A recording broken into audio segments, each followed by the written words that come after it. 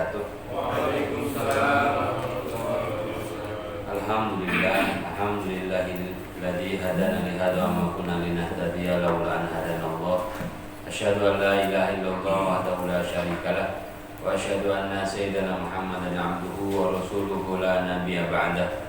Allahumma shalli wa sallim wa barik ala hadan nabiyil karim sayyidina wa syafi'ina wa maulana Muhammadin wa ala alihi wa ashabihi wa mawalah. Amma ba'du, rabbi shrah li sadri wa yassir li amri wahlul 'uqdatam min lisani yafqahu qawli. Allahumma anfa'na bima 'allamtana wa 'allimna ma yanfa'una wa zidna ilma. Allahumma rzuqna fahman nabiyyin wa hadzal mursalin wa 'amalal malaikatil muqarrabin. Subhanaka la ilma lana illa ma 'allamtana innaka antal alimul hakim. Shadaqallahul 'azim.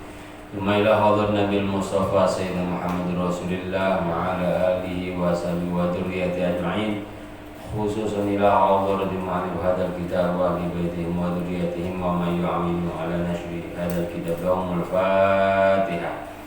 A'udzu billahi minasy syaithanir rajim. Bismillahirrahmanirrahim. Alhamdulillahi rabbil alamin arrahmanir rahim maliki yaumiddin. Iyyaka na'budu wa iyyaka nasta'in ihdinas siratal mustaqim siratal ladzina an'amta 'alaihim ghairil maghdubi 'alaihim waladdallin. Amin.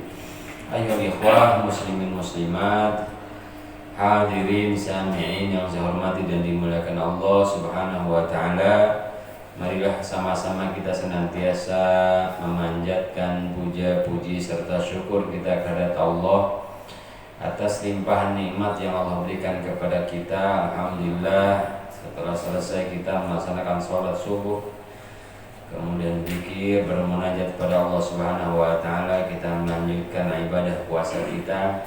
Mudah-mudahan semua ibadah kita diterima oleh Allah Subhanahu wa taala. Mudah-mudahan dan ibadah dan semua bentuk ibadah yang dilakukan di bulan Ramadan ini Allah berikan nur kepada kita semua. Allah jadikan hati kita bercahaya. Allah jadikan hati kita mudah menerima hikmah, mudah menerima ilmu, ditambahkan hidayah oleh Allah Subhanahu wa taala sehingga kita memiliki kehidupan dunia yang membahagiakan kita dan membahagiakan orang-orang di sekitar kita. Dan mudah-mudahan tempat kembali kita adalah surga Jannatul Ma'wa, surga yang dijanjikan oleh Allah Subhanahu wa taala sebagai hadiah, sebagai pemberian besar dari Allah Subhanahu wa taala bagi hambanya yang bertakwa, yang senantiasa berusaha maksimal melaksanakan perintah Allah dan berusaha maksimal menjauhkan semua larangan-larangan Allah Subhanahu wa taala.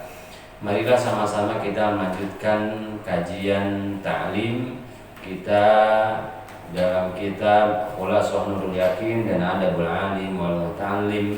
Bertabaruk kepada para ulama, mudah-mudahan dimudahkan proses belajar kita dan mendapatkan ilmu yang manfaat. Qala Syaikhul Mu'allif rahimahullahu ta'ala, nafa'anallahu bihi wa bi'ulumihi fid darin amin. Qala radhiyallahu an, berkata pengarang kitab fi fasli tsamin fasli sabi', bab yang ketujuh di dalam kitab Khulasatul Nurul Yakin, al-masyru'at, yang disyariatkan. Beberapa syariat yang mulai perintahnya di tahun kedua Hijriah. Jadi sejak kapan kita puasa, sejak kapan kita sholat, sejak kapan zakat, sejak kapan diperintahkan haji, itu tertulis jelas di dalam kitab-kitab, di dalam catatan-catatan para ulama. Jadi kita nanti tahu kapan mulai diperintahkan puasa Ramadan, zakat fitri, zakat mal, sholat id dan yang lainnya. Ini namanya awal pensyariatan. Nanti kita akan tahu juga awal pensyariatan dan dasar pensyariatan. Awal pensyariatan itu sejak kapan? Dasar pensyariatan Dalilnya mana ketika kita sholat, ya, ketika kita puasa, dan ketika ibadah-ibadah yang lainnya, baik itu perkara wajib maupun perkara sunnah. Yang saya bilang, ketika kita belajar sejarah Rasulullah, kita akan tahu sejak kapan umat Islam sholat, sejak kapan umat Islam puasa dan yang lainnya. Nah, di tahun kedua ini ada beberapa hal yang disyariatkan. Yang pertama adalah tahwilul qiblah. Yang pertama adalah perubahan arah kiblat, pergantian kiblat. Ada dua kiblat umat Islam, yang pertama dan yang kedua. Artinya kiblat itu arah, ya. Kiblat itu kemana kita arah sholat itu namanya kiblat. Kalau Ka'bah, ya, Baitullah itu Ka'bah. Kalau kiblat arahnya. Kalau Ka'bahnya ada satu, enggak ada dua. Kita punya dua Ka'bah, enggak, Ka'bah mah satu, ya. Kiblat kita yang pernah, ya, pernah dulu selain ke Ka'bah, umat Islam sholat menghadap ke tempat lain, ya. Namanya kiblat, arah, ya. Arah. Kalau Ka'bah itu adalah Baitullahnya. Nama lain dari Baitullah adalah Ka'bah. Ka'bun itu sesuatu yang menonjol, maka disebut Ka'bah. Yang pertama umat Islam ke Baitul Maqdis. Baitul Maqdis itu Yerusalem, Palestina, ya. Kemudian di tahun kedua ini, tahun kedua Hijriah, diganti oleh Allah, diperintahkan oleh Allah, jangan ke Baitul Maqdis lagi, jangan ke Palestina lagi, tetapi ke Baitullah. Itu akan lihat nanti. Yang kedua, diwajibkan, disyariatkan di tahun kedua ini adalah shaum Ramadan, yakni puasa bulan Ramadan. Lafaz Ramadan ketika dia sendiri atau menjadi mudhof ilaih atau dia dijarkan, ya, tanda jarnya adalah fathah. Fi syahri Ramadan, ya. Fi Ramadan, saumu Ramadan.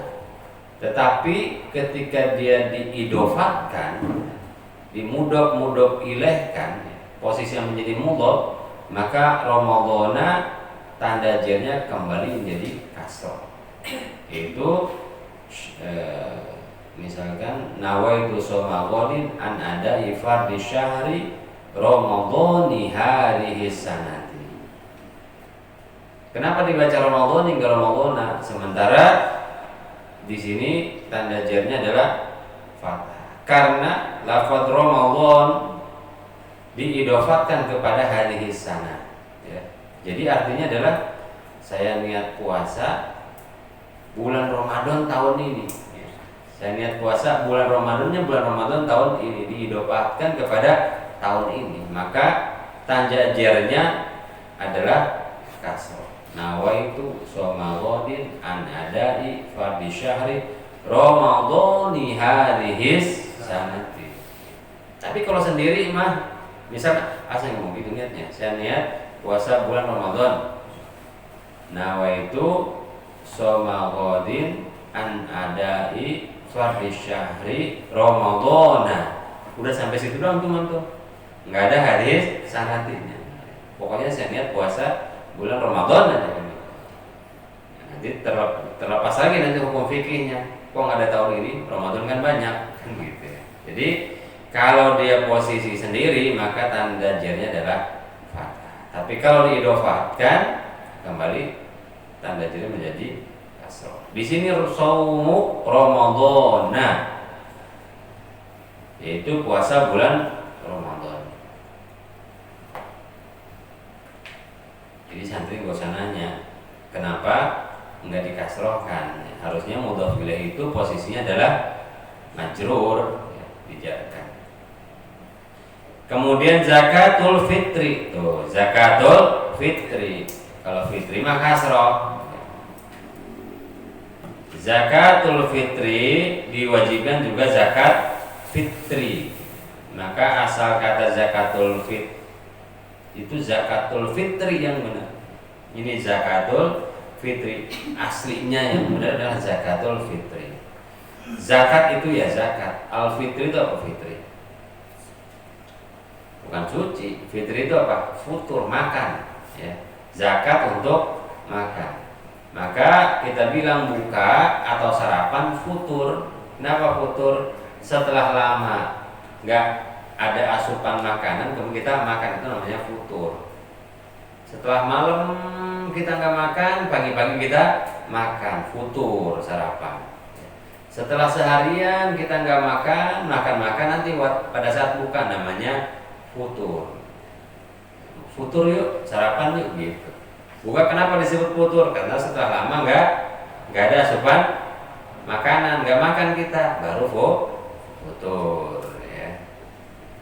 Maka zakatul fitri, zakat buat buka. Maka zakat fitri apa tujuannya? Biar seluruh umat Islam begitu di hari raya Idul Fitri, hari raya Idul Fitri, maka hari raya namanya Idul Fitri. Id itu kembali, fitri itu sarapan, kembali sarapan. Setelah sebulan enggak sarapan begitu. Idul Fitri, namanya Idul Fitri, hari raya kembali lagi sarapan. Jangan sampai ada umat Rasulullah yang nggak bisa sarapan di hari itu. Maka ada zakatul fitri. Hari rayanya hari raya fitri, kembali makan. Didukung oleh syariat zakat fitri. Biar nggak ada yang nggak dimakan di hari raya yang kembali makan itu gitu. Nah, itu namanya zakatul fitri. Di tengah-tengah masyarakat kita zakatul fitrah, tapi tujuannya itulah, maksudnya ke situ. Walaupun ada pergeseran saya lihat di buku-buku yang berbahasa Indonesia juga lebih banyak zakat fitrah kan gitu. Aslinya ada seperti zakatul fitri, kembali makan.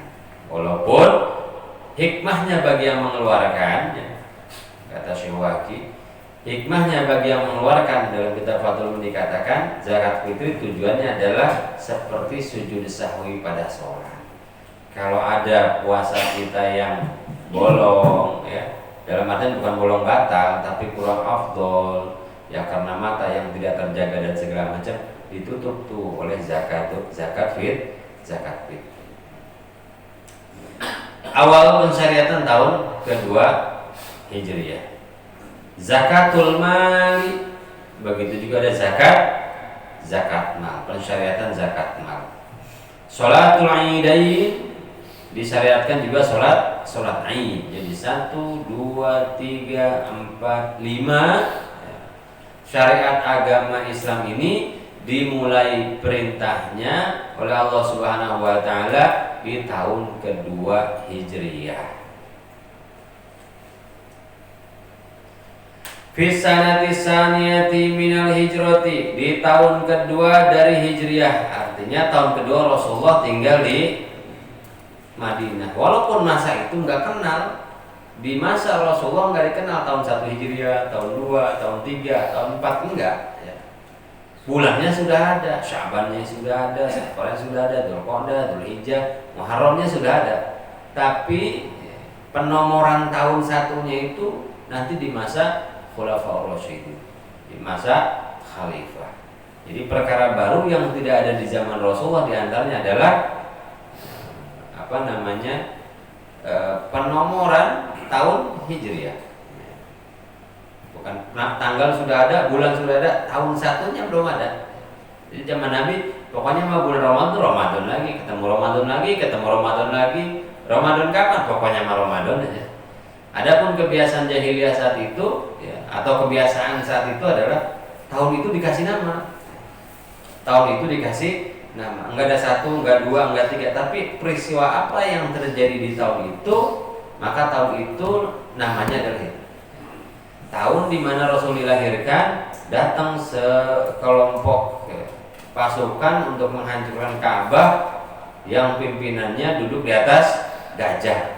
Maka tahun itu disebut Amul Fil, yaitu tahun gajah. Udah begitu. Nanti tahun besok ada peristiwa apa lagi, ya, dikasih nama itu, ya. Gak nomor, kan ribet. Tiap tahun nyari nama. Jangan-jangan satu kelompok sama kelompok beda lain tahunnya. Kan gitu. Tahun di mana yang kita tahu saja. Tahun di mana paman Rasulullah wafat, istri Rasulullah wafat, disebut amul huzni, yaitu tahun kesedihan. Atau mungkin tahun di mana Rasulullah hijrah dari Makkah ke Madinah disebut amul hijrah mungkin, karena di situ hijrah. Tapi tidak disebut tahun 1, 2, 3. Yang ada apa saat itu? Ya, tahun Masehi sudah ada. Tahun Masehi mah sudah ada, maka tahun Masehi mah lebih tua daripada tahun Hijriah. Fi sanati saniyati minal hijrati, di tahun kedua Hijriah, tahawwalatil kiblatu, berpindah, tahawwalat telah berpindah al kiblatu oleh kiblat. Kiblat itu tadi apa? Arah ibadah. Rasulullah SAW,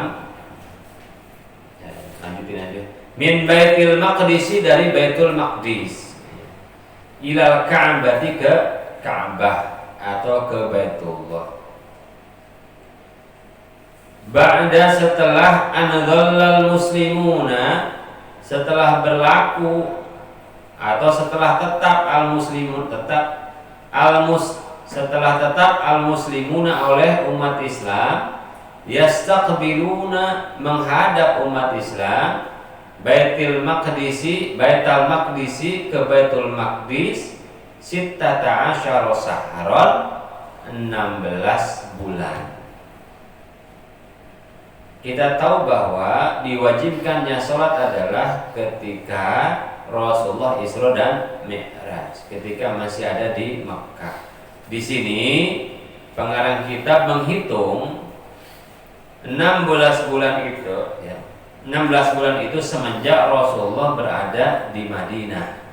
16 bulan setelah berada di Madinah. Sebagian mengatakan 17, sebagian mengatakan 16. Biasa, sejarah tinggal penghitungannya saja. Apakah bulan diwajibkannya itu ikut dihitung apa enggak, itu saja bedanya. 16, 17.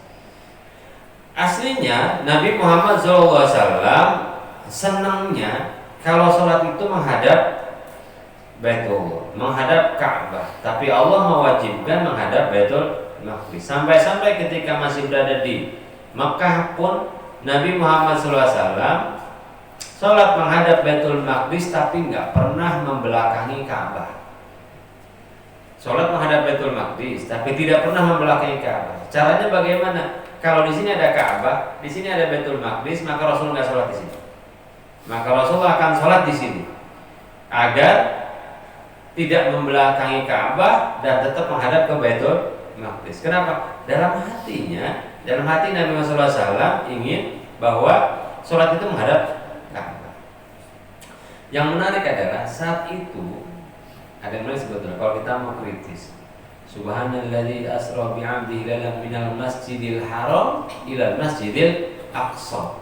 Allah telah memperjalankan Nabi Muhammad dari Masjidil Haram ke Masjidil Aqsa. Padahal saat itu Masjidil Haram, ini Ka'bah nih, dan di Baitul Maqdis belum jadi masjid. Ka'bah sudah ada, tapi belum jadi masjid. Ini adalah mukjizat bahwa Allah memang sudah rencanakan itu bakal jadi masjid. Kemudian baru jadi masjid. Ka'bah sudah ada. Ka'bah sudah ada. Allah menyebutkan dalam Al-Quran sebagai masjid. Menurut sebagian ahli sejarah, ini belum masjid. Masih ada di Sakhrah itu, di Baitul Maqdis itu masih gundukan-gundukan tanah aja. Dulunya ada kuil, tapi sudah hancur berapa puing-puing. Di Makkah sendiri baru ada Ka'bah. Pinggir-pinggirnya biasa aja seperti itu, belum dibangun masjid. Tapi ini sinyal dari Allah Subhanahu wa taala, dua tempat itu akan jadi masjid. Nah, ketika Rasulullah sholat disuruh menghadap Baitul Maqdis, Nabi senangnya nih, tapi itu hati kecil. Ya. Mau gimana Rasulullah mau nego kepada Allah Subhanahu wa taala? Ka'bahnya sendiri yang sudah disucikan, Ka'bahnya dari zaman Nabi Adam sampai dibangun kembali, wa idya rafa'ul Ibrahim, ya. Diangkat bangunannya lagi dibangun kembali, hancur di zamannya Nabi Nuh hancur, tapi pondasinya asli, kawan. Sebagian mengatakan pondasi itu yang bangun adalah malaikat. Ke atasnya sudah beberapa kali berubah, tetapi pondasinya masih asli. Dan sudah menjadi rujukan umat sejak zaman Nabi Ibrahim sampai dengan zaman Nabi Muhammad SAW. Rasulullah pengen madhab situ. Tapi di dalam Ka'bah itu sendiri dan sekelilingnya ada 309 berhala saat itu, ya. Jadi tempat pemujaan. Tapi Rasulullah sebagai orang Makkah tahu kesucian Ka'bah, tahu kesucian Hajar Aswad, pengennya madhab sini. Tapi apalah boleh buat, Allah memerintahkan menghadap Baitul Maqdis. Maka Rasulullah SAW seperti itu, nggak pernah membelakangi Ka'bah. Kalau di arah sini, kalau Rasul di arah sini, Rasul ke sini, biar nggak membelakangi Ka'bah terus. Maka ini kemudian kata Allah dalam Al-Quran, ini soal perpindahan Ka'bah ini, perintah Allah turun di dalam surat Al-Baqarah ayat 142 sampai 145. Ya. Diperintahkannya begitu.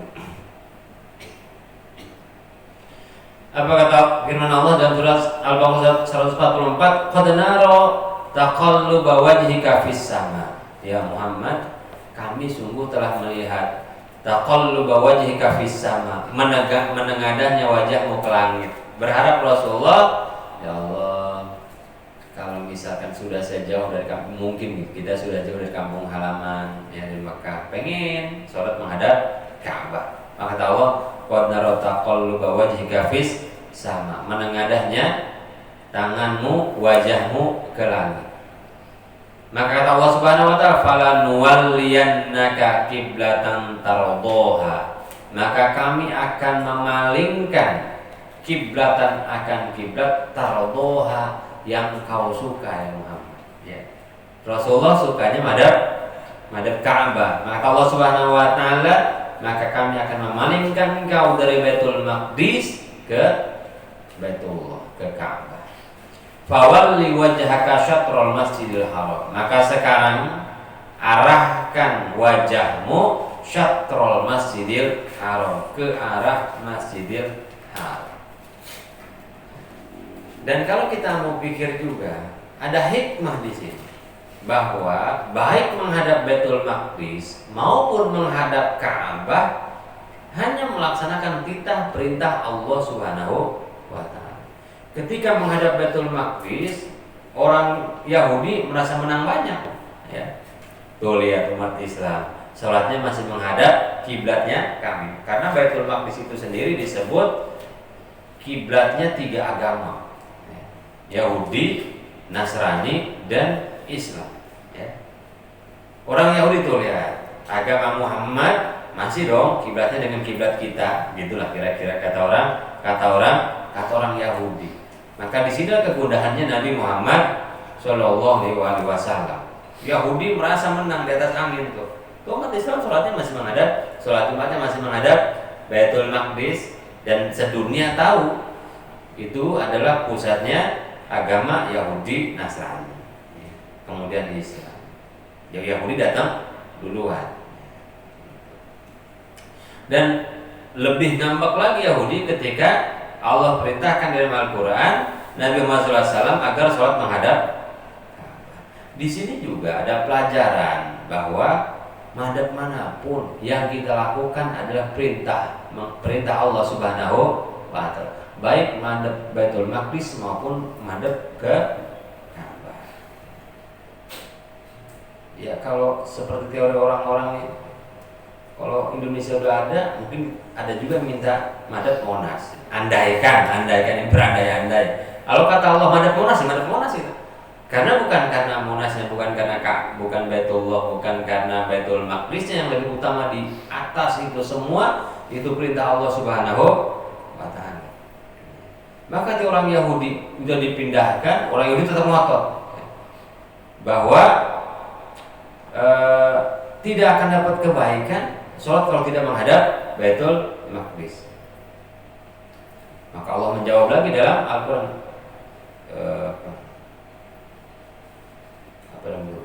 tidaklah mendapat kebaikan ketika menghadapkan wajahmu ke arah Masyriq dan Maghrib. Apa tuh ayatnya?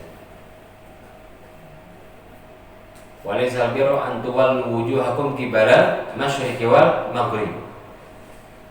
Walakinnal birra man amana billah. Ya. Bukanlah kebaikan itu soal menghadap masyriq atau maghrib, kata Allah.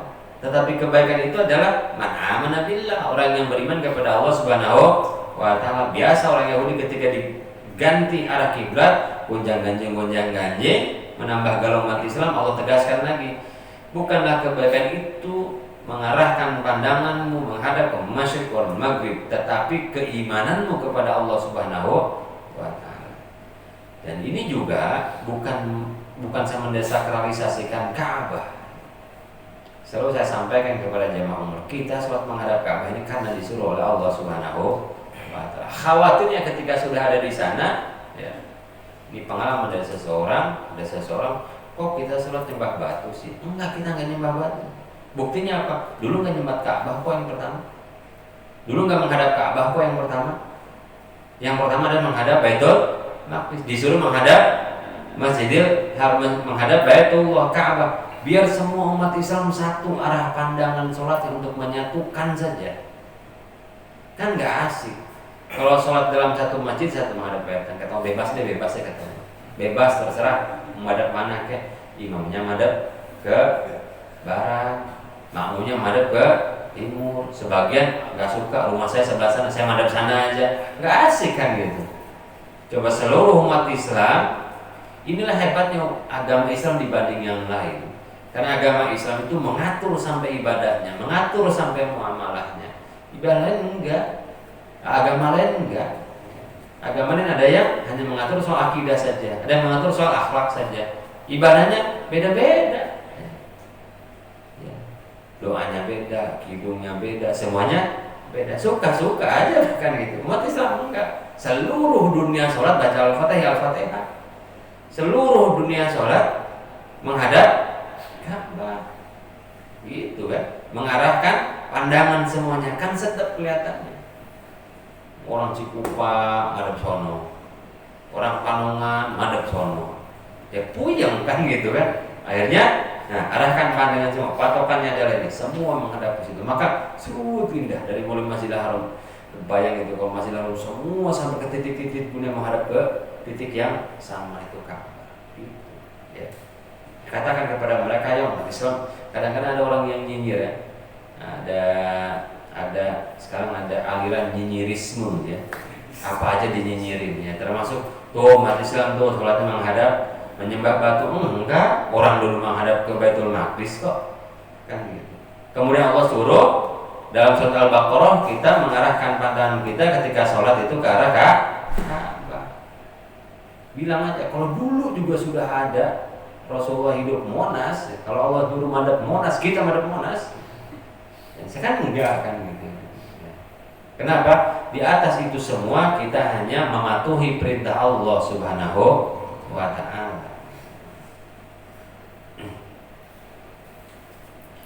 Dan ini juga sebagai ujian dari umat Islam. Kata Allah Subhanahu wa ta'ala, "Wa ma ja'alna al-qiblatal lati kunta 'alaiha illa lina'lama may yattabi'ir rasula mimman yanqalib 'ala aqibai." Dan kami jadikan kiblat yang kau arahkan pandangan saat ini, kemudian digeserkan Allah Subhanahu wa taala, lina'lama may yattabi'ir rasul wa mimman yanqalib 'ala aqibai. Untuk mengetahui siapa sebetulnya mengikuti Nabi sallallahu alaihi wasallam, siapa yang membelot. Kan saat itu sudah ada Islam dari kalangan orang Yahudi, sudah ada Islam dari udah ada orang munafiknya. Jangan-jangan ada orang Yahudi masuk Islam karena kiblatnya masih Baitul Maqdis. Coba dirubah oleh Allah Subhanahu wa taala menghadap Ka'bah. Ternyata umat Islam saat itu sudah bulat, yaitu ikut Nabi Muhammad SAW. Gitu. Ini yang antara hikmah kenapa kiblat berubah dari arah Baitul Maqdis ke Ka'bah, yang sekarang menjadi titik sentral umat Islam di dalam beribadah dalam hal arah pandangannya.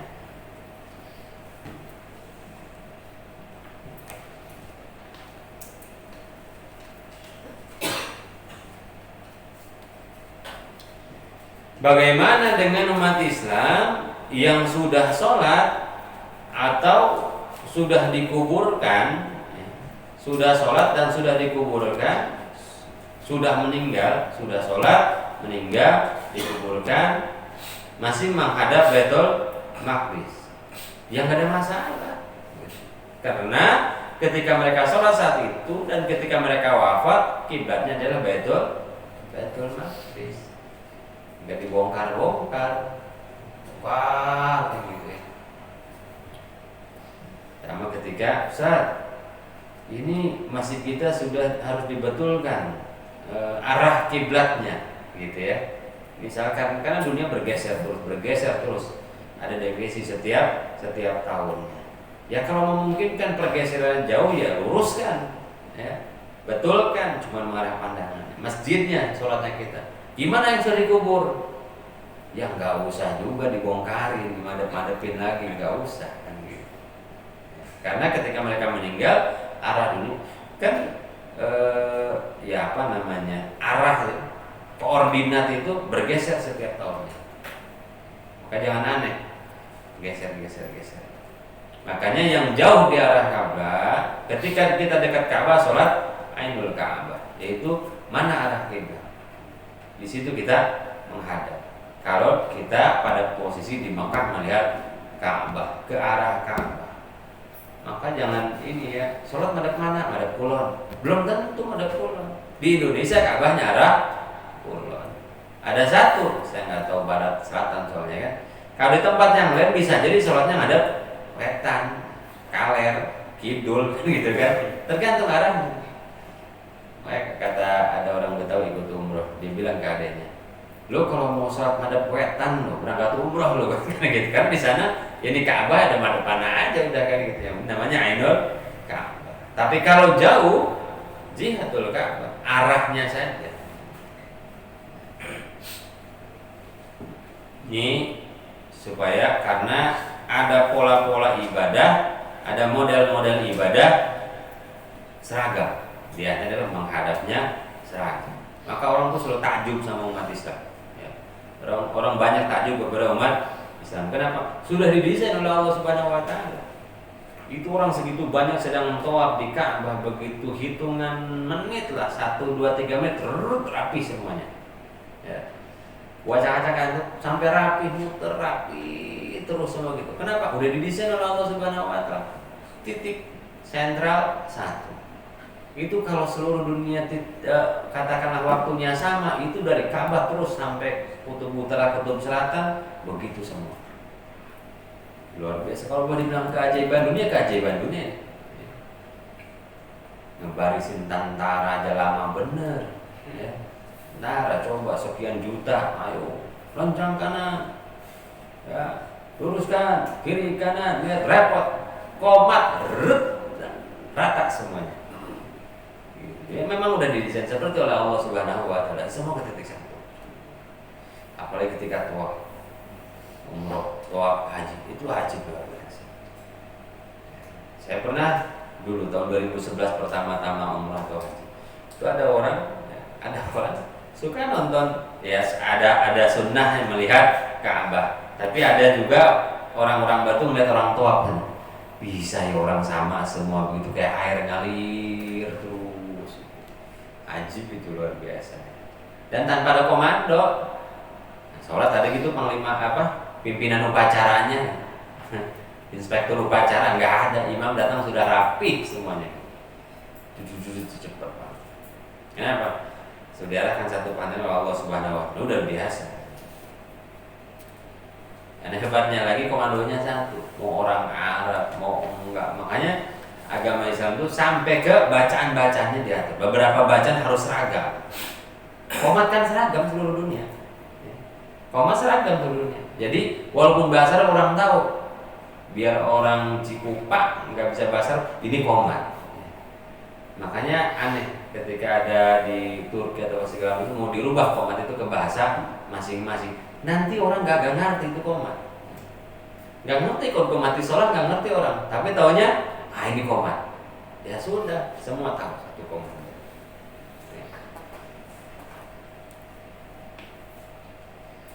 Wa fi syahri Sya'ban, ini terjadinya adalah terjadi pergeseran sejarahnya. Sejarah perpindahan kiblat itu terjadi di bulan Rajab. Terjadi di bulan Rajab tahun kedua Hijriah. Saat itu Nabi Muhammad SAW sedang sholat zuhur. Sebagian mengatakan asar. Rasulullah saat itu sedang sholat di Masjid Bani Salamah di Madinah. Ketika Rasulullah sudah sholat 2 rakaat, turun perintah Allah Subhanahu Wa Taala, fawalli wajhaka syatrul masjidil haram. Maka arahkan pandanganmu sekarang ke arah Masjidil Haram. Saat itu Rasulullah sedang sholat di Masjid Bani Salamah. Kalau sekarang dikenalnya dengan Masjid Qiblatain. Masjid Qiblatain artinya masjid yang punya 2 kiblat. Masih diabadikan mihrab yang menghadap ke Baitul Maqdis, tapi sudah tidak digunakan lagi. Nah, biasanya orang jamaah haji atau jamaah umroh mampir atau melihat inilah Masjid Qiblatain. Dulu Rasulullah sedang sholat di sini zuhur atau asar 2 rakaat, turun perintah, berputar Rasulullah 180 derajat kemudian menghadap Masjidil Haram. Jadi saat itu 1 kali sholat 2 kiblat. Nah, tempat kejadiannya di Masjid Qiblatain, antara Kuba, Khandaq, Uhud, gitu ya. Nah, itu ada Masjid Qiblatain. Sekarang besar, masjidnya mampu menampung 4.000 jamaah. Mampu menampung 4.000 jamaah. Cuman ada tandanya, jadi madhab madhab ke Baitul Maqdis. Ini madhab ke Ka'bah. Dipakainya sekarang udah cuma 1. Ka'bah. Ke kiblat ya, ke kiblatnya ke Ka'bah. Wa fi syahri Sya'ban, dan di bulan Sya'ban, aujaba telah mewajibkan Allah oleh Allah shauma Ramadhana, puasa bulan Ramadan di bulan Sya'bannya. Turun ayat, ya ayyuhalladzina amanu kutiba alaikumussyam kama kutiba alal ladzina min qablikum la'allakum tattaqun. Turunnya di bulan Sya'ban tahun kedua Hijriah. Jadilah puasa Ramadan wajib bagi umat Islam. Berarti kemarin terjadi peperangan Badar itu di bulan Ramadan. Bulan Ramadan. Boleh karena bulan Ramadan bukan Asyurul Hurum. Bukan Asyurul Hurum. Maka tidak ada alasan orang bulan Ramadan malasan. Rasulullah perang di bulan Ramadan.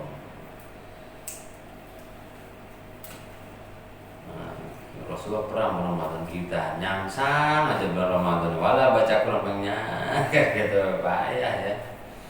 Bulan Ramadan alal muslimin, atas umat Islam, liyadu qasaimu syiddatal ju' wal atos. Liyadu untuk merasakan as-shaimu, orang-orang yang berpuasa, syiddatal ju'i wal atos.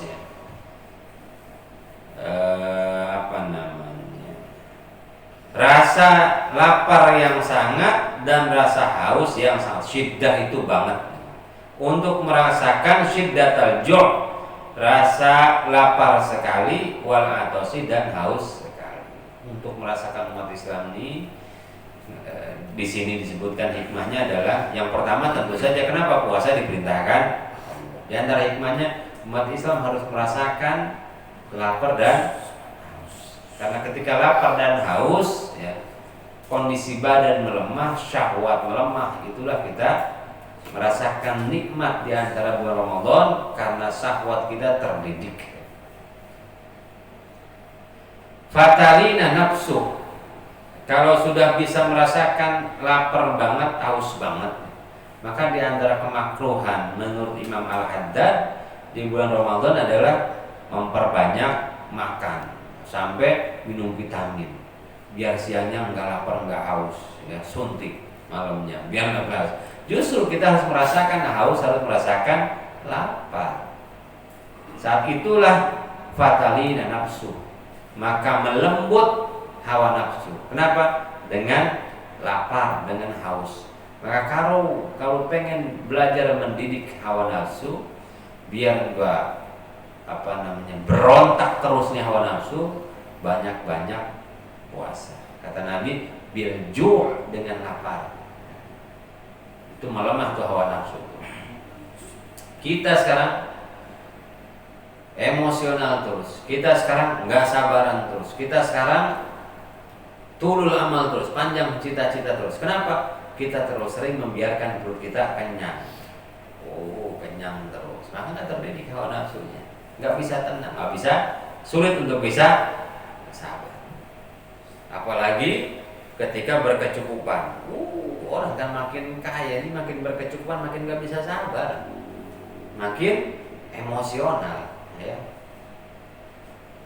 Saya contohkan dulu waktu kita miskin, susah, naik angkot tidur. Naik angkot ke Cimone tidur. Cek ya. Baru naik angkot tidur, macet, panas, masih bisa tidur. Pules lagi kan gitu. Akhirnya kelewat, mau turun di mana kan gitu. Tapi coba begitu kita punya mobil baru, AC-nya dingin, kan gitu enak, tegang. Lihat kanan takut mobil kegores, kesenggol, kiri kanan, mata melek terus, kagak bisa tidur tuh, kagak bisa tidur, malah pules ya. Begitu bawa mobil lihat yang diangkut, gue dulu tuh tidur tuh, enak bener kan gitu. Motor dulu waktu jelek masih, ya kita masuk ke supermarket semacam anteng tenang, kunci juga ditaruh di situ, ambil lah. Sama STNK-nya lagi dikasih kan gitu. Tuh yang ambil dah. Tenang kita makan segala macam. Sekarang motornya baru masuk nengok. Agak tenang. Sebab itu begitu pulang belanjaan kurang. Ya, ternyata ya itulah. Makanya makin perut kenyang ini, makin dipenuhi, makin kita turuti syahwat dunia ini, wallahi makin gak tenang hidup kita. Ya, saya bilang kasus seperti ini, wabah sekali paling tenang ya santri. Nah, lihat aja santri. Tuh, tidur tuh lagi aja. Tenang aja dia. Ya. Orang dulu lagi panik, ini obatnya apa? Corona, ini nanti ekonomi bagaimana, terpapar ekonomi. Santri anteng aja santri. Coba tanya ada apa? Tahu ya, tenang aja dia. Ya, santri takut apa? Mati besok ada yang nangisin. Beres ya. Tenang. Fatalina nafsu. Orang tuh panik kenapa? Banyak yang ditinggalin. Orang-orang itu panik banyak tinggalin. Nanti perusahaan siapa yang nanganin? Nanti waduh, ini istri yang Mbak Henol cantik. Ya, santri pacarnya nggak punya, tenang aja santri. Yang nangisin ya paling juga temannya. Iya, kenapa nggak dari kemarin aja? Kenapa nggak dari kemarin aja? Jatah nambah nih kita sekarang, sana enak ya. Fatalinu nafsu. Ketika kita bisa meredam itu lapar, harus sebab orang puasa justru harus merasakan haus dan lapar. Saya pernah ditawarin, Pak nih kalau suntik ini nih waktu sahur makan ini nih nggak akan merasakan haus dan lapar. Justru puasa harus merasakan haus dan lapar. Saat itulah kita mendidik hawa nafsu. Ini banyak sunnah-sunnah dijadiin alat untuk jualan orang. Berbukalah dengan yang manis. Tukang sirup jadi tagline-nya. Padahal disuruh Nabi itu, sunnah Nabi itu buka dengan kurma, bukan dengan yang manis. Kalau yang manis mah banyak. Teh manis ya. Bukan, yaitu korma, rutob atau korma. Orang Indonesia mah kreatif kan. Tukang sirup berbukalah dengan yang manis, ini sunnah dari Hongkong. Korma. Wa yatahadzaba dan mendidik khuluquhu wa yatahadzaba dan terdidik ya. Wa yatahadzaba dan mendidik, boleh mendidik. Wa yatahadzaba dan mendidik muslim khuluquhu akan akhlaknya, terdidik akhlaknya itu. Kenapa terdidik akhlak? Masya Allah, kita jadi ngerasain saudara kita yang lapar, kita jadi ngerasain saudara kita sekarang yang di PHK, yang terkena dampak sekarang ini. Wah, tadi saya bisa lihat, masya Allah, banyak orang yang seperti itu ya, yang di PHK kemudian makan ya nungguin sembako saja, dan sekarang ini begini rasanya nih, kayak gitu. Terdidik akhlaknya, empati sesama muslim, akhirnya ukhuwah terbangun. Saya mah tiap hari makan, dipaksa oleh Allah Subhanahu wa taala jangan makan di sebulan siang hari. Ngerasain kita, saudara-saudara kita yang di Ethiopia sana, mungkin di Indonesia bagian mana mungkin yang makan susah segala macam, ya Allah. Nah, terdidik akhirnya kita mau bersedekah, mau membantu dan yang lain. Makanya harus merasakan lapar. Fayasula alaihi. Nah, kemudian fayasula, maka menjadi mudah alaihi atas muslim badlu shadaqati, untuk memberikan sedekah. Ini akhlaknya terdidik. Kayaknya ya sudahlah, bantu saudara kita. Makan susah, ini susah, kasih.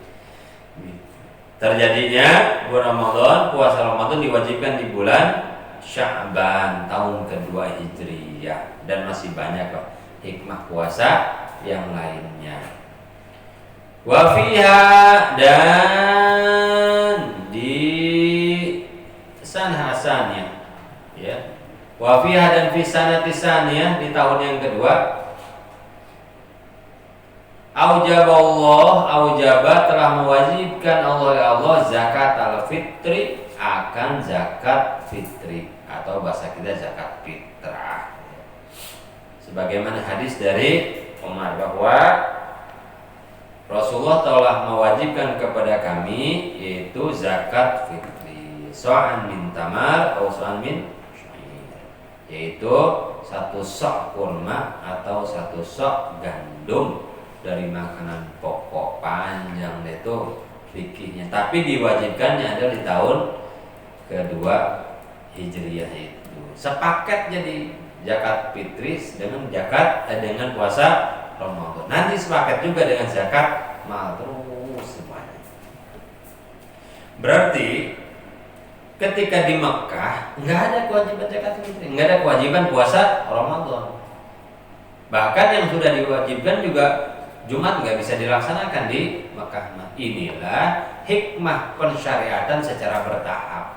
Ya, Qurannya turun utuh semua syariatnya, tapi disampaikan kepada Rasulullah, dijadikan syariat dalam agama secara bertahap, disesuaikan dengan kondisi umat saat itu. Lagian kan rata-rata pada miskin waktu di Makkah, rata-rata miskin. Kemudian siapa yang mau zakat mal? Siapa yang mau zakat fitri? Oh, ketika sudah di Makkah, mulai berdagang, mulai berkecukupan, mulai pantas, baru zakat fitri diwajibkan. Rahmatan bil fuqara, rahmatan halnya sebagai rahmat, kasih sayang, bil fuqara terhadap orang-orang fakir, wal masakin, dan orang-orang miskin, wal du'afa, dan orang-orang dhaif, orang-orang lemah. Maka nanti zakat fitri itu termasuk zakat mal untuk fakir, miskin, gharib, orang yang berhutang, ya, mu'allaf qulubuhum, ya, yang sedang hatinya belum dilembutkan. Wasad dan lihajatihim, wasad dan hanya sebagai pencukup lihajatihim, bagi hajat-hajatnya mereka, yaitu fuqara, masakin, du'afa, memenuhi hajat mereka. Jangan sampai, masya Allah ya, masya Allah, zakat ini kalau diberdayakan luar biasa. Orang yang berhutang bisa selesai, orang-orangnya. Maka saya bilang agama Islam ini agama yang profesional. Kalau kita mau lihat jujur, agama Islam ini agama yang sangat profesional dan sangat proporsional. Untuk ngurus zakat ini lengkap, urus fakir, miskin, kemudian gharib, kemudian hamba saya mau dimerdekakan, kemudian ibnu sabilillah, ya, ada 8 asnaf. Nyelip di antara asnaf itu apa? Amil. Siapa amil? Pekerja zakat. Jadi sangat mungkin zakat ini dikelola secara profesional, ya. ada gedungnya, ada, dan udah banyak sekarang, ada gedungnya, ada orangnya, dan orang serta gedung itu, orang itu juga digerakkan, karena digaji dari harta zakat, namanya amil. Sekarang ini kan ibadah zakat ini kebanyakan di tengah-tengah kita sama pemerintah kagak percaya, sementara dikelola juga tidak dengan baik, terserah saja. Jadi hanya sedikit menyelesaikan permasalahan umat. Ya. Sini.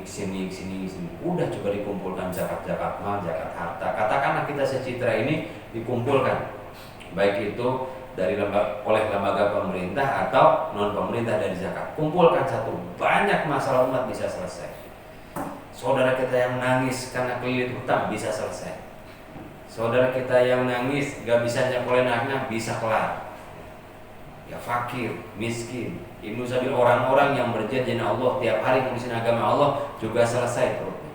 Banyak bisa menyelesaikan masalah. Cuman saat ini tahu apa masalahnya? Mungkin krisis kepercayaan. Ini nggak percaya, ini nggak percaya, dan yang lain. Dan zakat ini harus ada petugasnya, harus dikolek, ada yang molek zakat. Bahkan dalam hadis Rasulullah, ambillah zakat di sumber-sumber air mereka. Artinya kalau orang yang punya pabrik, datangin ke pabriknya. Kalau orang yang punya tani, datangin ke ladangnya, datangin ke sawahnya. Orang yang punya tambang, datangin ke tambang. Datang petugas zakat profesional yang memang digaji, yang dididik, ngerti soal zakat. Bahkan boleh ada polisi zakatnya. Seperti polisi ini luar biasa. Ini luar biasa. Akan banyak bisa menyelesaikan masalah umat. Ya, apalagi di Indonesia yang mayoritas umat Islam. Cuman sekarang itu tadi masih ala kadarnya, masih terserah. Ya, masjid kita masih terserah, zakat juga terserah. Saya kasih terserah Bapak mau dikasih siapa. Banyak wakil zakatnya, panitia zakatnya juga kagak ngasih zakat. Ini masalah lagi. Ya. Coba dicek panitia-panitia zakat yang ada di masjid-masjid udah ngerti soal zakat nggak? Dari mulai ijab kabulnya, zakat fitrinya, ya, besarannya berapa, pokoknya itulah sesuai fotokopian ketua DKM tuh gitu ya. Boro-boro dari masyruiyahnya. Ada orang zakat mal suruh ngitungnya sanggup apa enggak lah, tapi kalau saya jelasin semua nanti nggak ada panitianya, repot. Jadi harus banyak belajar lah semuanya ya, agar tujuan syariat itu tercapai, agar tujuan pensyariatan itu tercapai. Puasa untuk apa, zakat untuk apa, itu tercapai. Walidkhalis sururi alaihim, dan liidkhalis surur, untuk memasukkan kebahagiaan, ya, menyuntikkan kesenangan, agar senang nih ya. Orang-orang duafa miskin ini di hari raya itu kita boleh senang-senang kok ya. Tapi dengan senang-senang yang mubah. Dengan senang-senang yang mubah, boleh lihat dalam fikih sunnah itu. Dalam fikih sunnah ada satu hadis, di hari raya Sayyidatina Aisyah melihat orang-orang Arab Badui menarikan tarian perang di dalam Masjid Nabawi. Karena Masjid Nabawi belum masih tanah seperti itu ya. Dan Rasulullah nggak melarang nari perang. Artinya bahagia kok kita mah ya. Gitu gimana ya, ekspresi kebahagiaan. Rasul nggak melarang loh. Malah Nabi membiarkan Sayyidatina Aisyah nonton sampai ngantuk-ngantuk sampai selesai.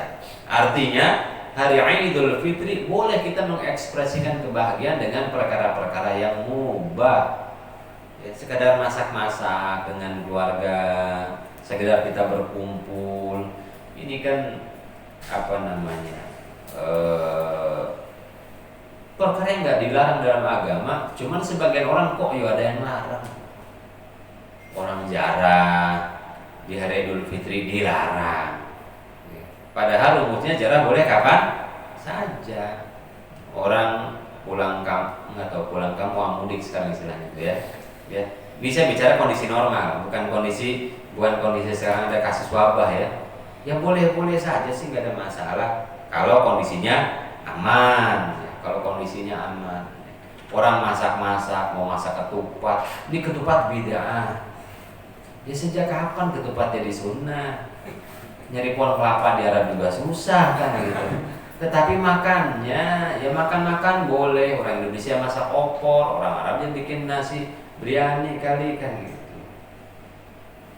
Karena nasi jangan dipaksakan makan. Dan orang Indonesia, saya pernah punya jamaah umroh, bawa satu jamaah umroh. Saya pikir nih, saya belikan, saya minta ke pihak restoran di hari terakhir itu untuk makan nasi kebuli. Saya pikir biar ngerasain kebuli nih, kita bikinin yang enak. Orang Indonesia, aduh, ini nasi apaan sih? Kata gede-gede begini, kata gitu. Ya artinya nasi makanan mah silakan saja. Tapi mengekspresikan kebahagiaan di hari raya Idul Fitri, ya boleh. Sampai orang melarang beli baju baru segala macam.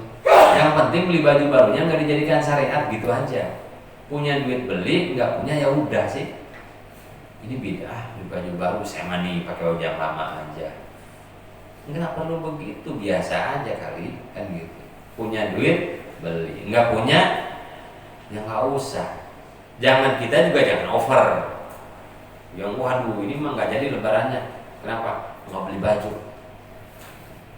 Ikutin Abu Nawas dong. Abu Nawas nggak mau kalah ketika lebaran, orang pada beli baju, dia enggak. Dia punya duitnya sedikit. Orang pada beli baju, Abu Nawas nggak punya duit banyak. Aduh, gimana caranya ya? Biar nggak ketahuan nggak beli baju baru, dia beli kipas.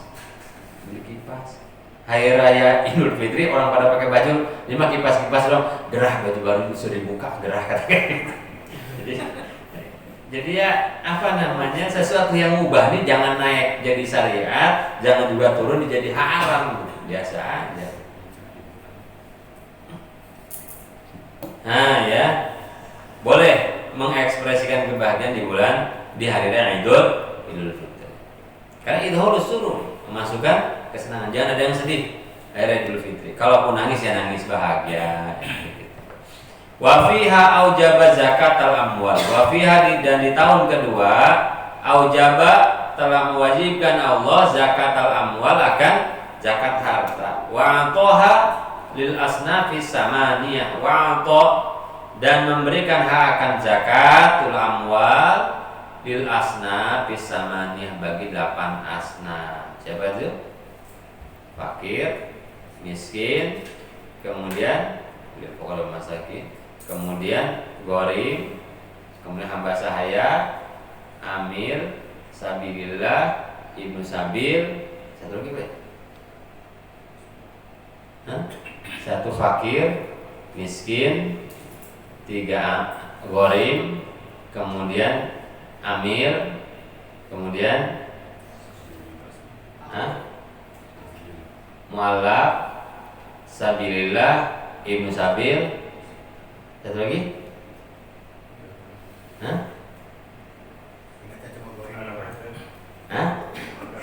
Innama shadaqatu lil fuqara'i wal terus fuqara, masakin, terus ibnu sabil. Ya, pokoknya 8 asnaf lah ya. 8 asnaf.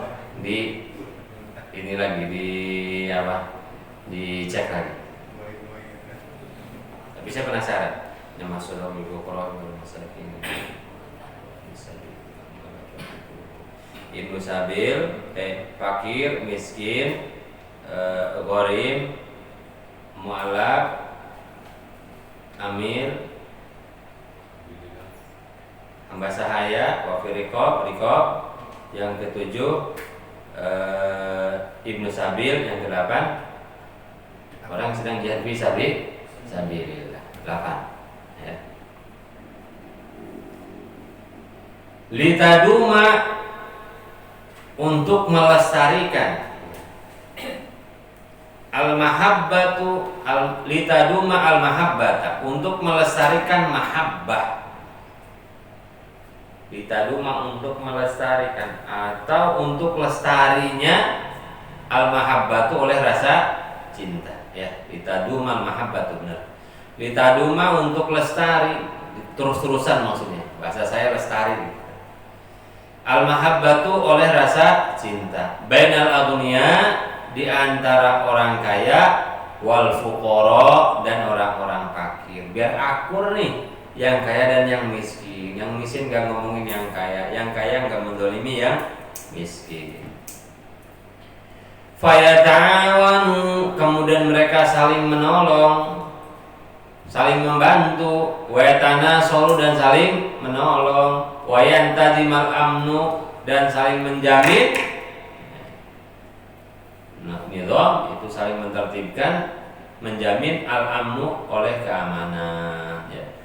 Yang miskin akhirnya tidak ngambil harta yang kaya, karena yang kayanya mau bantu. Sekarang kriminal ini karena gap yang terlalu jauh, gitu terjadilah kriminal kan gitu. Ini agama udah ngomong itu gitu. Ya sebetulnya ketika orang kayanya rajin, semua orang kaya rajin bersedekah, ya gap tidak terlalu jauh antara orang miskin dan orang kaya juga aman. Kan seperti itu. Wa fiha, dan di dalamnya, yaitu di sana saniyah sanna mensyariatkan agama sholat al-idain akan sholat 2 hari raya. Liyatamakkana abnaul balad, liyatamakkana untuk menempati abnaul baladi penduduk negeri, al-wahidi yang satu, minal ijtimai dari perkumpulan. Maksudnya mengumpulkan ahli bilad di tempat yang satu. Tamakan itu menempati abnaul bilad, penduduk negeri, al-wahidi yang satu negeri itu, satu kampung itu, minal ijtimai dari perkumpulan ya.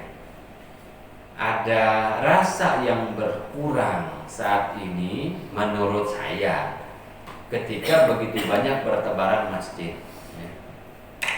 Rasanya kurang.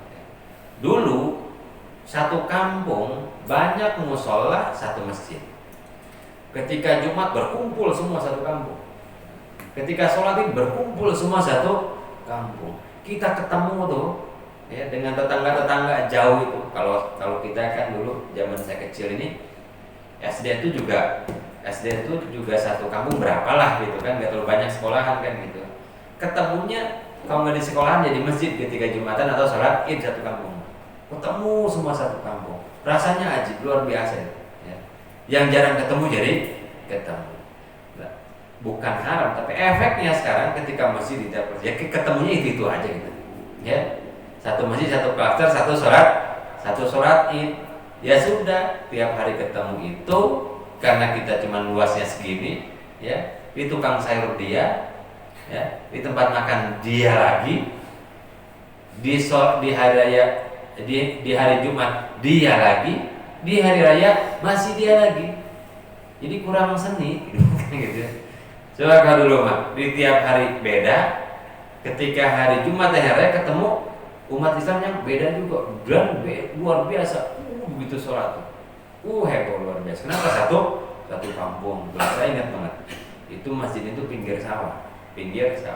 Karena saking nggak muatnya masjid dan lapangan, kalau kita anak kecil, dan memang disunahkan bahwa yang haid pun di hari raya keluar, cuman nggak ikut sholat, mendengarkan khutbah saja, nggak ikut sholat. Nah kita anak kecil ini udah pakai sepatu baru, berjejer, yang apes kalau pas jejernya di atas sawah, kan gitu, bentar jatuh. Ya saya kalau keluar tuh anak kecil berjejer di galangan, di pematang sawah itu kan. Lah itu suka ada yang jatuh, baju barunya rusak, nangis sampai rumah. Itu karena satu kamu ya di Tlaga itu ya 1, 2 sama Cikupa depan, 1 kiloan kita kalau mau jalan sholat Id atau Jumat. Beda rasanya ya. Ini nggak ada masalah kalau misalkan begini aja. Satu citra ini tentukan saja beberapa dalam kondisi normal nggak ada pandemik seperti sekarang ini. Tentukan saja 1-2 masjid untuk sholat Id.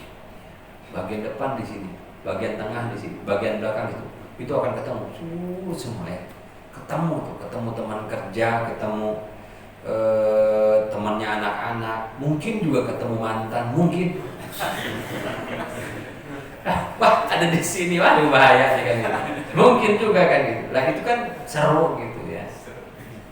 Ini kan tujuannya menempatkan semua Islam dalam satu tempat gitu. Kadang-kadang ya satu kampung coba. Tiba-tiba kita ketemu satu kampung di Citra beda klaster. Bisa jadi ketemu tuh. Fi yaumai Aidil Fitri di dua hari raya fi yaumai yakni di dua Aidil Fitri wa Aidil Adha. Hari raya Idul Fitri dan Idul Adha. Ya. Sepakat tuh disyaratkan di tahun kedua. Wallahu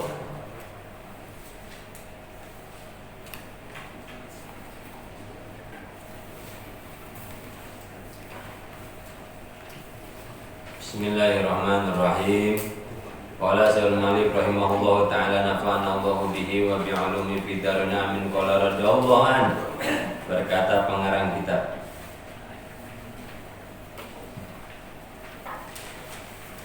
Warabi'u, dan adab yang keempat, halaman 46.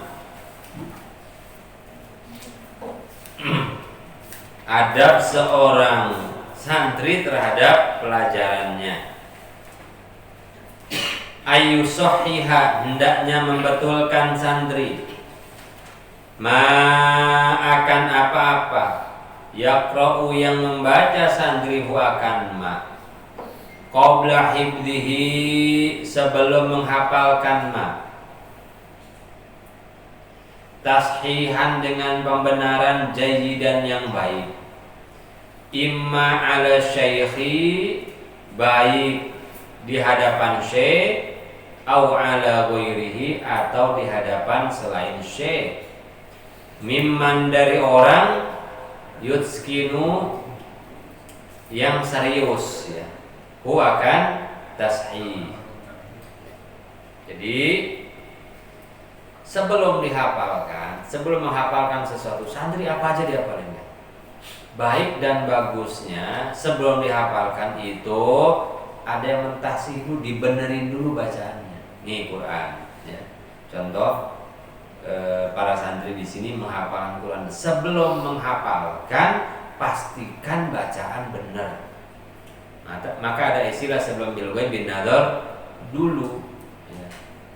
Ini kadang-kadang enggak langsung hafalin aja udah langsung setor. Nanti kalau sudah salah dihafalkan, salah ngebenerinnya susah. Sebelum menghafal disetorkan dulu bacaannya, sudah benar apa belum bacaan. Oh yaudah, udah tahsin bagus, bacaan sudah bagus, panjang pendeknya sudah bagus, makhrajnya sudah bagus. Nah sekarang hafalkan. Kalau sudah salah kemudian kita hafal, ngebenerinnya agak susah. Apalagi hafalan gak pernah disetorin. Apa aja, mau menghafal Quran, mau menghafal Alfiyah, Aqidatul Awam, kemudian Amsilati atau apapun, lagi ngapal nih 2 lembar nih, bacanya bener nggak ya? Tolong disimak dulu baca. Oh udah bener, aneh hafal ini. Udah hafal, udah besok disetor. Takutnya pada saat ngapal ada 1-2 huruf hilang. Nah ya, baik kepada guru atau kepada teman yang serius untuk terima bacaan kita. Jadi nih ke teman, oh dia udah beres nih, udah hafal Amsilati, udah hafal Aqidatul Awam, udah yang lain disimak ya saya. Itu tradisi santri itu gitu. Ya. Sebelum dihafalkan, ditashih dulu, dibenerin dulu tashih dulu, pembenaran bacaannya. Kalau udah, apalagi itu udah kita ulang 100 kali, 200, 300 kali dalam proses menghafalkan, padahal itu salah, itu untuk membenerin repot. Ke situ lagi, ke yang salah lagi, ke yang salah lagi. Ya, tata cara belajar. Wa yahfadhu, dan menghafalkan santri hu akan ma ba'da dzalika, setelah tashih, hifdzan muhakkaman, dengan hafalan muhakkaman yang kuat. Artinya benar-benar sampai hafal. Jangan cuma sekedar disetorkan saja. Nyetor ya sudahlah, waktu nyetor bahkan masih ada kesalahan 5 atau 10, berarti kalau belum muhakam tuh, belum lancar tuh. Apalagi kalau guru kami dulu, pokoknya yang disebut hafal itu kalau kalian sudah lari, katanya sudah lari tapi masih bisa melafalkan itu. Makanya nggak sambil ngangkat batu dulu, qala Muhammadun huwa ibnu Maliki Ahmad, wah terus kan gitu ya, sambil bawa batu dari kali. Batunya jatuh, lupa, belum hafal. Kesandung di jalan, lupa, belum hafal. Bahkan ada ceritanya anak kiai, ngapalinnya modelnya dia menghafalkan begini, di atasnya ada bandul. Ada bandul. Yang ngapalin alfiyah atau ngapalin apapun, kiainya, ini anaknya. Kiainya pegang bandul itu, katornya pegang begini. Kalau salah, jeder, naik lagi. Dulu sadis-sadis, makanya dulu banyak yang jadi ulama besar ya. Belajarnya serius. Salah, ceretotan, salah, bukan salah doang. Ini jatuh nih bandul dari atas, jeder, salah, bangun lagi kayak gitu. Itu sampai benar semua. Kita digeber dikit, nangis, minta pulang, gak betah di sini. Habis itu dibelain lagi sama emaknya. Aduh kasihan anak saya pulang kagak bakalan jadi apa-apa gitu. Ya, hifdzun muhakkaman, sampai hafal yang kuat. Saya melihat sekarang banyak yang ngapal semua ngapal, tapi nggak sampai muhakam atau bahasa Quran, nggak sampai mutskin, nggak sampai kuat. Abis itu ambiar, hilang lagi. Sampai hifdzun muhakkaman, sampai hafal yang kuat. Kemudian yuqarriru, mengulang-ulang santri akan apa ini pelajaran. Apa yang dihafal tadi ulang terus, tiap hari ulang. Udah hafal berapa? Udah hafal 3 juz, sehari ulang 3 juz, terus begitu. Udah hafal berapa? Amsilati atau alfiyah, sekian bait, ulang terus. Itu setelah hafal juga begitu. Kadang-kadang orang terjebak, udah hafal lah, udah nggak diulang-ulang, lupa. Apalagi menghafal udah masa-masa tua. Wah, udah rebutan sama urusan pampers anak, rebutan sama beras dapur, ada pusing deh. Ya.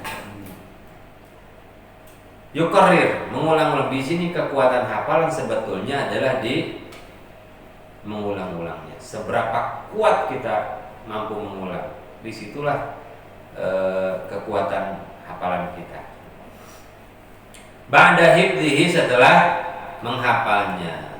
Tikroron muadzibin, dengan pengulangan muadzib, dengan pengulangannya orang yang tekun. Muadzib itu orang yang tekun. Jadi ulang terus. Walaupun sudah hafal 30 juz, sudah hafal 30 juz, ente enggak ulang, lupa. Makanya santri-santri menghafal Quran di sini nih, kalau sudah hafal pulang, insyaallah niatkan cari teman ngulang. Siapa? Ya santri. Harus punya santri lagi. Terus ulang. Wala yahfadzu syai'an, dan tidak menghafalkan santri syai'an akan sesuatu qabla tashihi, sebelum pembenahannya mak, sebelum ditashih lah, sebelum tashihnya mak. Li'annahu, karena itu, yakni menghafal sebelum tashih, yuqi'u fit tahrib, atau yuqa'u, akan terjatuh fit tahrib, di dalam penyelewengan. Apa maksudnya? Nanti hilang satu bait, hilang satu huruf, hilang 2 kata, sementara kita sudah disebut hafal. Kemudian itu diwariskan ke orang, terus seperti itu. Nah, penyelewengan berubah, kalau Al-Quran berubah makna, kan gitu. Makanya hati-hati, apalagi Quran, ya, apalagi Quran, hati-hati benar ya. Waqad taqaddama, dan sungguh telah terdahulu penjelasannya. Annal ilma, sesungguhnya ilmu, la yukhadu, tidak diambil minal kutubi, dari kitab-kitab saja. Ya. Jangan ambil ilmu cuma dari buku-buku saja. Karena apa? Buku jadi bisa jadi salah cetak, bisa jadi buku salah susun. Fa'innahu min adorril mafasid, karena sesungguhnya itu yaitu ngambil ilmu hanya dari buku. Jadi enggak dikenal, tidak dikenal dalam dunia santri, ya, dalam dunia belajar agama istilah otodidak enggak dikenal, bahkan dihindari.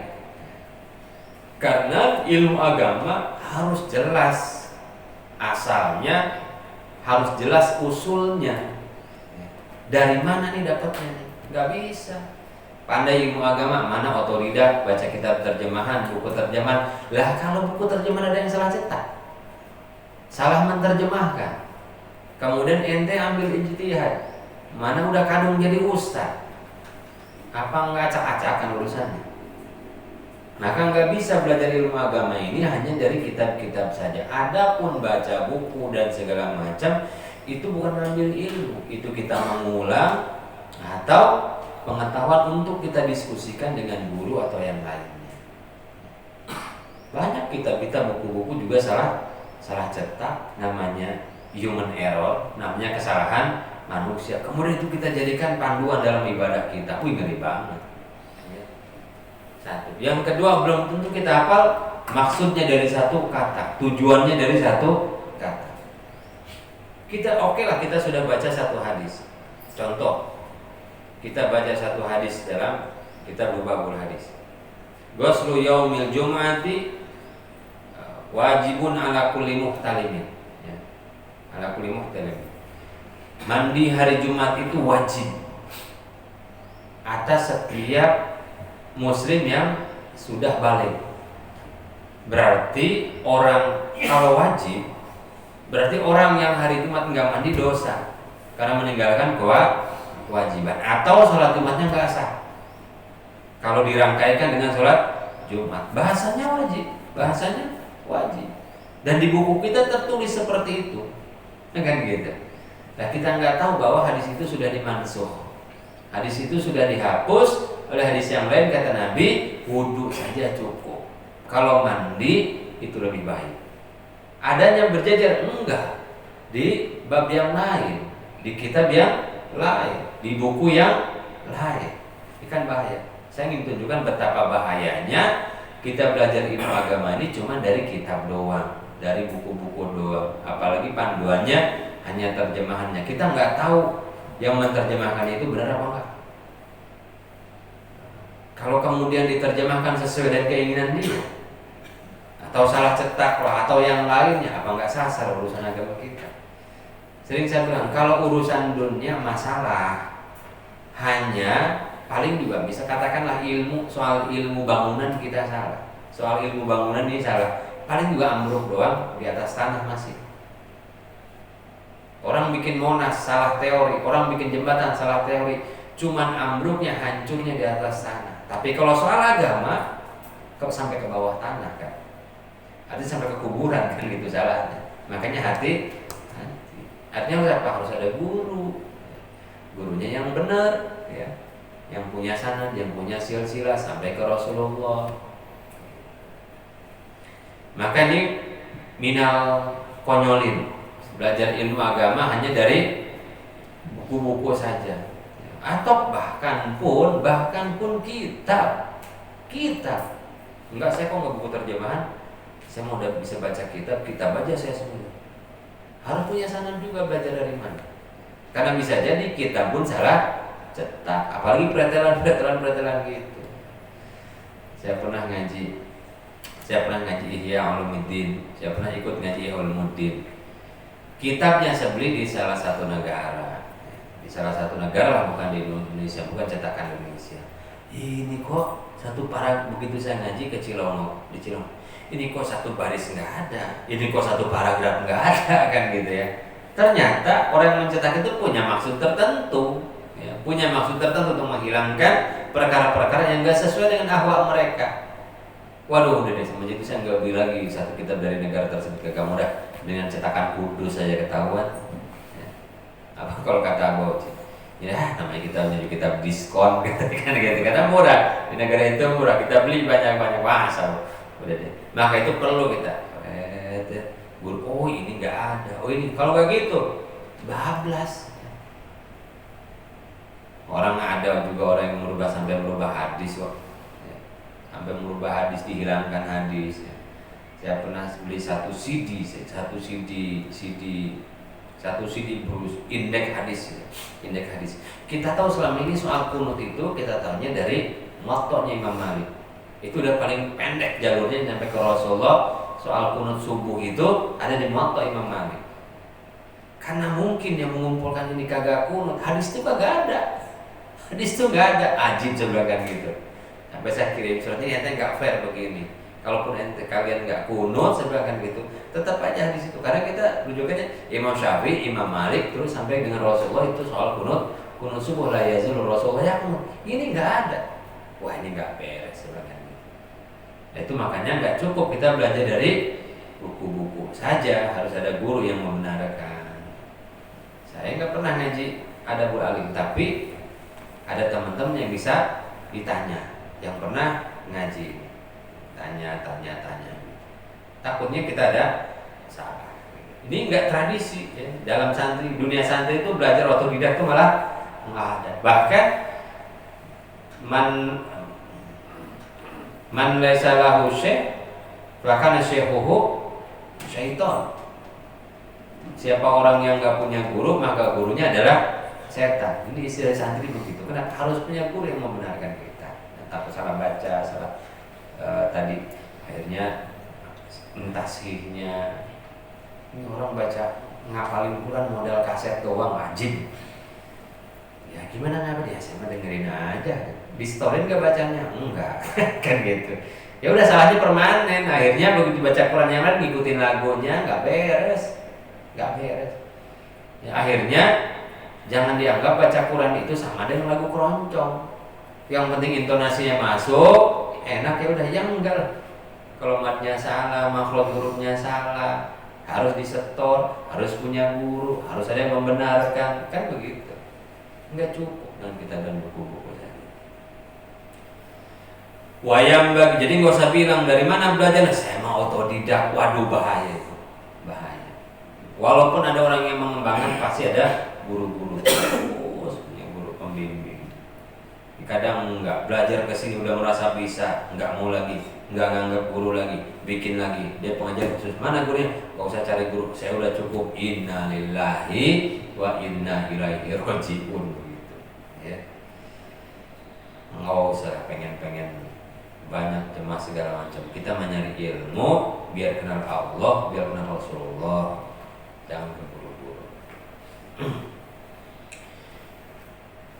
Bainahu adorul mafasid. Kata Mbah Hashim itu bahaya yang paling merusak.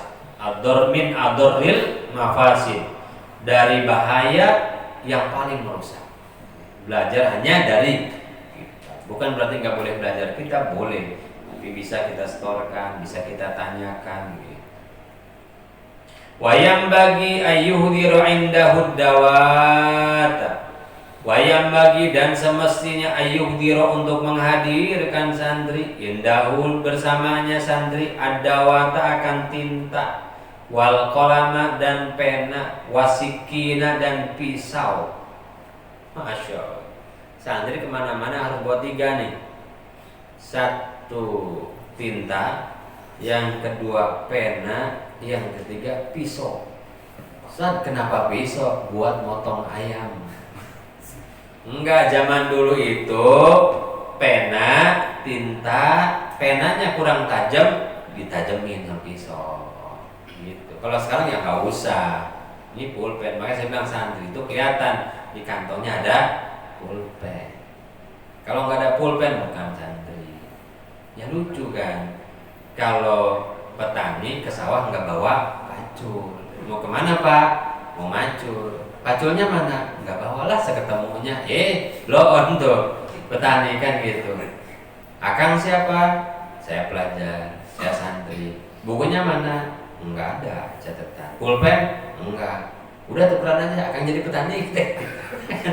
Gitu. Jadi santri cirinya apa? Bawa pena dong, bawa pulpen dong. Kemana-mana. Bawa kertas dong. Kan gitu. Kenapa? Santri. Gitu kan. Kita dulu jadi programmer, kemana-mana bawa komputer. Sampai liburan bawa komputer. Kenapa? Alatnya komputer. Alat kerja kita komputer. Dokter mau praktek, nggak bawa alat, nggak bawa apa. Stetoskop enggak kan gitu. Pede kita enggak, jangan dokter gadungan kan gitu. Ya, harus kemana bawa alat ya. Adabnya lo bawa pena, bawa pulpen, bawa kertas, bawa buku kecil. Saya ingat yang disiplin banget nih, santri ini kalah sama polisi sama ABRI masalahnya. Coba polisi ABRI itu cek, buku kecil, kemudian pulpen di sini kan gitu. Berarti siswa nih, taruna nih kan. Itu malah ABRI polisi itu pakai adab ini. Ketambah hasil harus bawa, menghadirkan itu artinya bawa bersama dia tinta, pena sama pisau. Kalau sekarang ya pena lah kemana-mana. Jadi santri mah harusnya kalau kemana-mana nggak bawa pulpen, kayak mau keluar nggak pakai celana dalam. Harusnya ada yang kurang. Sudah biasa saya gitu ya. Aduh pulpen nggak bawa, ulang lagi kan gitu. Buat apa? Liyusliha, untuk membenahi tulisan, wayudbito, dan menjaga santri, ma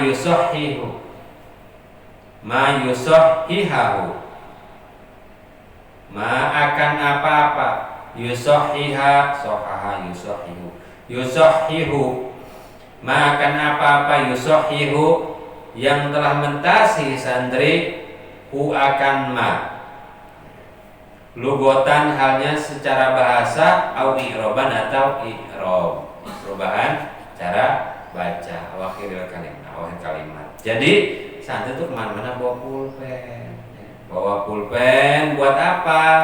Kalau ada tulisan yang salah, kalau ada bahasa yang belum dimengerti, kalau ada i'roban yang belum pas, walaupun itu sudah dicetak oleh percetakan. Atau kita mendapatkan satu faidah, ini saya belum pernah dengar nih faidah ini, tulis gitu. Kenapa? Santri yang kagak bawa pulpen sama dengan petani ke sawah nggak bawa pacul, sama dengan orang mau mancing nggak bawa joran, nggak bawa kail. Hari mamang rek naon gitu ya. Mau ngapain? Mau nyari ikan, mau mancing saya, bawa kail? Enggak. Jorannya? Enggak. Kenurnya? Enggak. Cemplungin aja orang gitu enak ya. Sama santri juga, kamu belajar, mau belajar, pulpennya mana? Enggak bawa. Buku tulis? Enggak. Kitab? Enggak. Udah push up aja mendingan. Seperti itu ya, harus punya toolsnya, alatnya. Jadikan di kantong kita nih pena, pulpen, kemana-mana. Di tengah jalan kadang-kadang ada teori. Kenapa saya bawa kemana juga satu, saya masih belajar. Mazil tutoliban, kita selalu santri. Yang kedua, kadang-kadang faidah atau sesuatu lewat begitu saja di pikiran kita. Ini hikmah. Di mana saja saya tulis, di mana aja saya tulis. Kadang-kadang mau ngajar ini dari rumah cuman bawa kitab doang, tapi di jalan sambil jalan mikir, oh iya kayaknya struktur nanti isi materinya begini. Di jalan kalau kita nggak tulis, nyampe sana lupa lagi. Apa ya tadi ya? Apa tulis nggak? Oh faedah ini saya mau sampaikan, hikayat ini, kisah ini, hadis ini, ayatnya ini saya mau sampaikan. Para santri belajar, suatu saat kalian ngajar, siap-siap. Harus siap-siap. Mau ceramah, jangan apa-apa adanya deh, siapin. Kasihan orang-orang yang mau belajar itu sudah menyiapkan diri ya. Kita disuruh misalkan suruh ngajar di satu tempat, tanpa persiapan misalkan itu, datang aja begitu. Ya kalau pintar banget, ulama aja masih nyiapin punya coret-coretan. Apa yang mau kita sampaikan? Kan di sana orangnya banyak pengusaha nih, banyak orang pebisnis nih, maka saya mau nyampein materi ini. Siapin. Kita mau ceramah Maulid, mau ceramah Isra Mi'raj, siapin apa yang kita mau sampaikan. Kasihan, kalian gak adil kalau tidak mempersiapkan diri. Orang itu sudah mempersiapkan panggung, orang itu sudah nyiapin pisang, nyiapin segala macam. Kita datang tanpa persiapan, hehe. Mending pinter, kagak pinter juga, kan gitu. Kasihan, maka harus siapin. Kadang-kadang hikmah itu lewat begitu sih, tulis, sehingga nanti makin kaya keilmuan kita, ya. Korban apa nanti malam.